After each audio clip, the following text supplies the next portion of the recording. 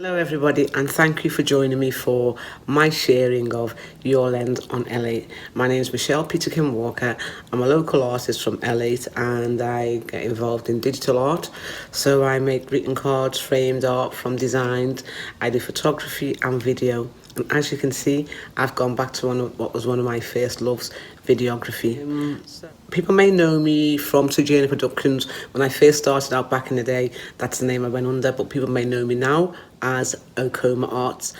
This project, Yore Lens on LA, it's me digging into the archives and the crates of all the old footage that I've had over the years and deciding to cut a load of shorts from it and show our community. The idea is to show the creativity, the community itself, the culture, the heritage, and just the vibrancy of us and our youthful selves. And I've started to see how valuable or even more valuable this information and these clips are. So, in a nutshell, one of the reasons why I started to do video work was basically to just document our activities. I grew up post-rice, I'm a 72 babies, so the imagery what we always saw of black people was always so negative, and I wanted a chance and opportunity to start creating my own. Similarly, with the digital revolution in the digital age, then it was easier to bring this technology to people. So, let me tell you what I found. I found, well, the things that I'm going to show you, obviously, A Time for Healing. You may have seen some of the videos go out already. Festival that was held at the Caribbean Centre in 1998. What else? Oh, yeah, I'm making a short study on Maxine Brown, performance arts and dancer, who worked alongside visual stress. So I've got a clip that I'm going to show you today with that. And Dr. Yore Augusto, one of the people who came over on an international mini residency with the Winter Garden, as well as some community shots. There's more. Slaff and Catalyst, there's a whole range of stuff that I found of Slaff and Catalyst, large up to Gopal and the whole crew. They gave me one of my first video gigs, and the filming, as I say, yeah, let me intercede, the filming's kind of poo. It's 1998 at the start of my career, so oh my god, I was first finding out how to use a camera.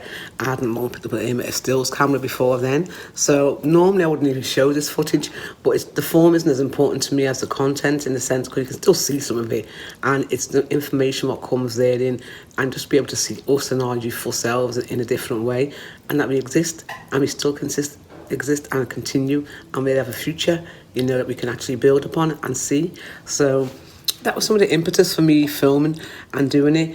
Why did I do Yore Lens on LA?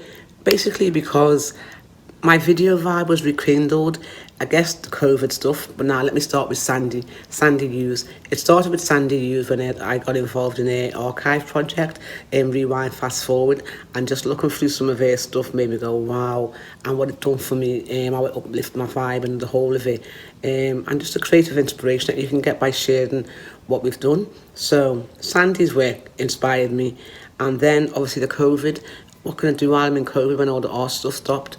All I could really do was go back through what I already had. I started to look back through old tapes, hence Yore Lens on LA was born. And it's basically looking back at the old stuff in LA.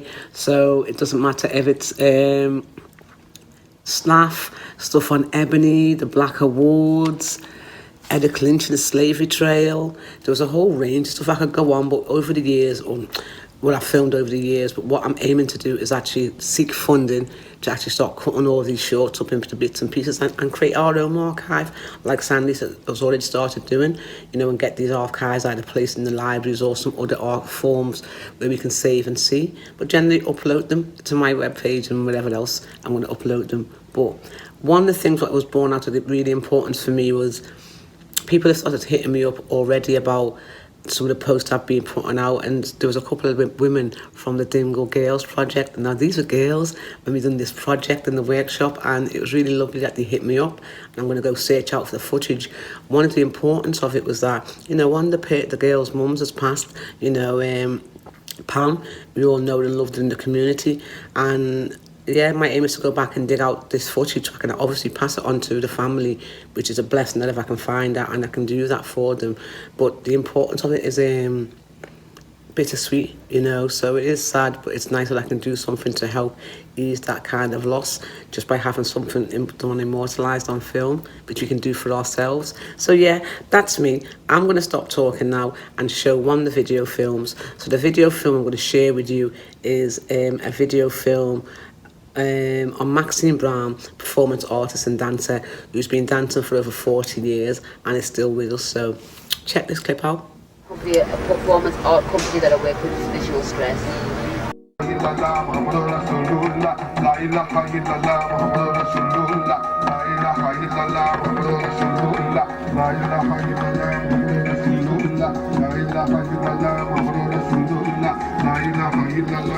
performance that we did on the corner, which was on the corner of Parliament Street, Rialto, and that related to a lot of the situations that black people have been going through over the last, well, since the 50s, right up until now in the 90s, the future of African dances, carrying on the tradition but making use of what we've already got. So, as I mentioned, I'm always inspired by people in our community, and yeah, Maxine's my auntie, so I'm very much proud and stoked, and she's had a really large input into where I've gone with my own journey. She introduced me to Sandy when I was first starting out, into the whole Bold Street crew and the Visual Stress crew and the rest of it, but and everything else with the arts as well.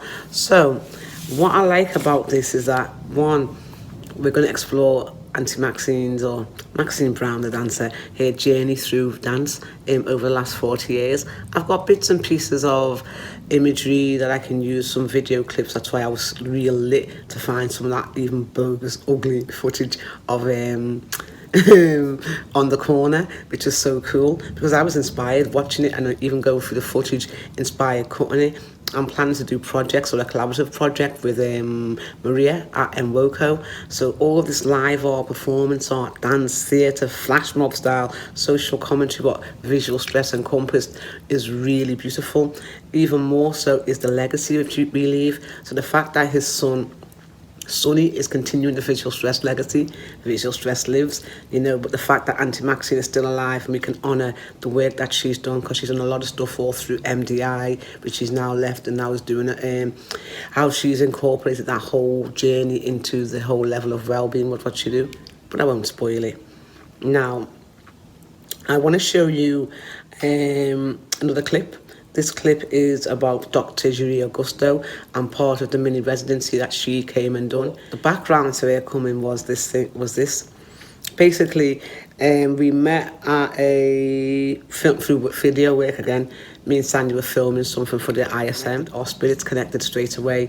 I spoke to her about the Winter Garden, which I was heavily involved in at the time, and my project at the time, what was called Politics of Plants.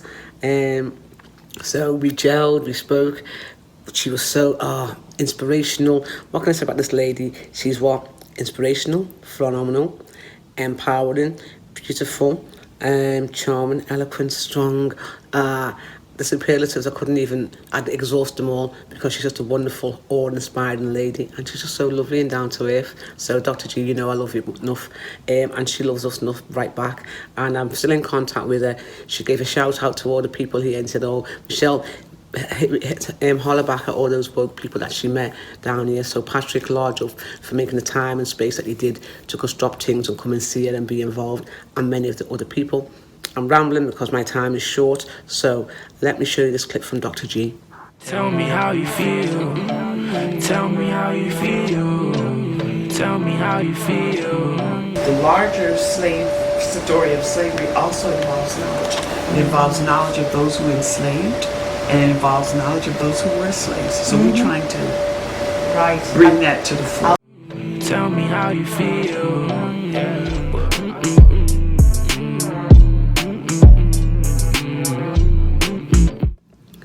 Now, Dr. G, she had this concept of thinking through plants, which is what we connected on. But the idea is about how you bring knowledge from the enslaved Africans, because knowledge was capable from all people, even with plants and other things. So it's what inspired me to do the Politics of Plants project, looking at the Dikengas and the cosmograms and the spirituality that came out of enslaved Africans' gardens, which was part of her study, which I really loved, and the stuff that she explored in the Congo Kingdom. What was beautiful about timely residency, which I want to give shout out to Steph Bradley and ISM for working so swiftly to make it happen, Elna at Granby 4th Street CLT for providing this whole basis for it with the Winter Garden, and also myself, Akoma Arts, because it's part of this trinity of connection that made this thing happen. So when Dr. G shares all this information about knowledge, information, how the knowledge is gained, taken away, masked, stolen, there's a whole level. There's a myriad of stuff in a world of information from the stuff that I was able to record to share with you, and I'd love to do that. But there's a lot of information. But in general, there's enough things that come out of showing these video films. So it can be knowledge and information or culture. But one thing for me, like Gina Belafonte said when she came over here, joy is a revolutionary act, and we're all activists or artivists, as I like to be. So even if my videos simply kindle or recreate joy or enhance somebody's joy, seeing themselves like we all like to see ourselves back on TV, that's as simple as it is for me. And so I'm going to continue doing what I do, funding or not. It might just take a whole lot longer without the funding. But you'll definitely be seeing stuff on what I put out for Yore Lens on LA. So thanks for staying with me, and thanks for joining me. And keep an eye out on my YouTube page, Akoma Arts, Facebook, Instagram. You'll see all different posts of all these clips coming around. Okay? Thanks again, everybody. Bless.